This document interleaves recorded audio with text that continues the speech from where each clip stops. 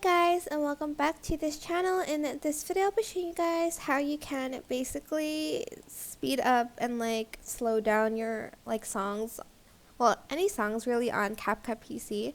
So add in the song you want. I'm just going to use an audio of me talking because if I use the song I can't. But basically you're going to just add in your audio and select it. If you're on basic, just select speed, and here if you want to speed it up you're going to move this to the right. So if I move it to the right, it will speed up the audio. So that's too much, I think, for a sped up song. So let's just try on 2.x speed. And I'm just going to say this. Maybe that's a little bit too fast. You're going to try the 1.5x speed. And I'm just going to say some things.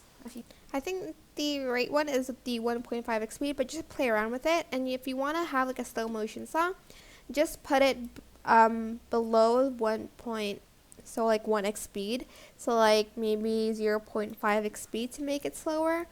And I'm just going, or if that's too slow you can put it up to 0.7. and I'm just going to say, of course it will sound better if you use an actual song for this and not somebody talking, but that is basically it. You can also export it as an MP3, so just export, deselect video exporting and just select the export audio and just export.